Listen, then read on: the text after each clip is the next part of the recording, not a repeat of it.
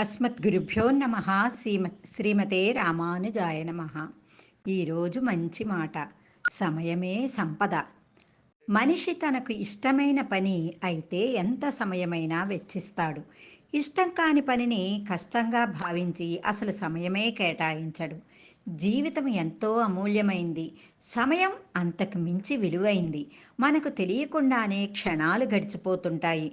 మన సంతోషం కోసం, ఆనందం కోసం వెతుకుతుంటాము. అది ధర్మబద్ధమైనదో, అలౌకికమైనదో అయితే మంచిదే. కేవలం భౌతికమైనదో, ఐహికమైనదో అయితే గడుపుతున్న సమయం గురించి ఆలోచించాల్సిందే. ఏ పనికి ఎంత సమయం కేటాయించాలన్నా సమయజ్ఞతను ఎరిగిన వాడే గ్రహించగలడు. మనకు సందర్భాలలో తెలియకుండానే అనేక కాలాన్ని వృధా చేసుకుంటాం. సంభాషణ ఎంత సంక్షిప్తంగా ఉంటే సమయం అంత సద్వినియోగం అవుతుంది. విద్యుత్ ధర్మ నిర్వహణలో కొందరికి సమయం సరిపోని మాట సత్యమే. అయితే ఎవరైనా మిగతా సమయాన్ని ఎలా సద్వినియోగం చేసుకుంటున్నారో తమకు తాము ఆలోచించాలి. ఏ వ్యవహారాన్ని అయినా సమయాన్ని దృష్టిలో పెట్టుకునే ముగించుకోవాలి. మన జీవితంలో బాల్య, కౌమార, యవ్వన, గృహస్థ, వృద్ధాప్య దశలనేవి అనివార్యం. ఈ దశల్లో దొరికే అవకాశాలను అందిపుచ్చుకొని నిర్ణీత సమయాలలో నిర్ణీత జీవన విధానాలను, విధులను అనుసరించాలి. ఏ దశలోనైనా విలువలకు, సంస్కృతి సంప్రదాయాలకు, ధార్మిక నిబద్ధతకు సమయం ఇచ్చి తీరాలి. సమయాన్ని మించిన సంపద లేదు. సమయానికి ముందే ఒక్కొక్కప్పుడు పరిగెత్తాల్సి వస్తుంది. ఒక్కొక్కప్పుడు సమయంతో పాటు పరుగు తీయాల్సి వస్తుంది. సమయాన్ని నియంత్రించుకోవటం వల్ల, సమయ నియంత్రణలోనే ఉండటం వల్ల విజయం సాధించగలం. తాత్కాలిక భోగలాలసతకు, విలాసాలకు బానిసలైన వాళ్ళు సమయాన్ని పట్టించుకోరు. జీవితంలో అమూల్య క్షణాలను జారవిరుచుకుంటున్నామన్న సత్యాన్ని గ్రహించలేరు. వార్ధక్యంలో అటువంటి వాళ్లకు మిగిలేది పశ్చాత్తాపమే.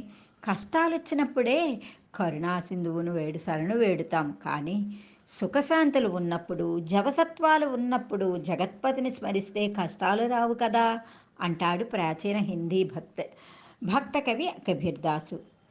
ఏ క్షణాన ఏ మార్పును చూస్తామో తెలియదని సాగర కెరటమే చెబుతుంది. లెక్కించే వాటిలో కాలాన్ని నేను అన్నాడు గీతాచార్యుడు. మనిషి సర్వదా లక్ష్య పెట్టాల్సింది కాలాన్నే అని అర్థం. పూర్వం ఋషులు, యోగులు, కవులు, అవధూతలు సమయాన్ని స్వాధీనంలో ఉంచుకోవటం వలనే జాతికి అమృత భాండం లాంటి జ్ఞానభాండాగారాన్ని అందించగలిగారు. సమ్మతికైనా దుర్మతికైనా ఒక్క క్షణం చాలు.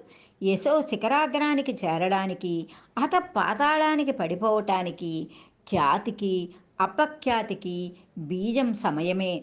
లంకకు చేరిన హనుమ సీతాన్వేషణలోనే నిమగ్నమై తిరిగాడే తప్ప లంకాపురి సౌందర్య వీక్షణానికి ఏ క్షణమూ వినియోగించలేదు. కాలం పాండవులను అరణ్య అజ్ఞాతవాస బంధనాలతో కట్టిపడేసింది. అయినా ఆ సమయాన్ని వారు సద్వినియోగపరుచుకున్నారు. అది ధీరుల లక్షణం. సమయమే సర్వేశ్వర స్వరూపం. దాన్ని గౌరవించాలి, ప్రేమించాలి, పాలించాలి, పాటించాలి.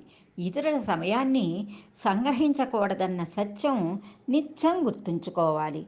సంకల్పశుద్ధి కలవాడు సమయం చాలడం లేదని లేడు. సమయజ్ఞుడి కోసం సమయం, అవకాశం నిరీక్షిస్తూనే ఉంటుంది. అందుకే పెద్దలు అన్నారు, గడిచిన సమయం మనం ఎన్ని కోట్లు పోసినా ఒక్క సెకను కూడా వెనక్కి తీసుకురాలేము. కనుక అందరము కాలం యొక్క విలువని తెలుసుకొని మసులుకుందాము. సర్వే జనా సుఖినో భవంతు, లోకా సమస్తా సుఖినో భవంతు. జై గోవింద.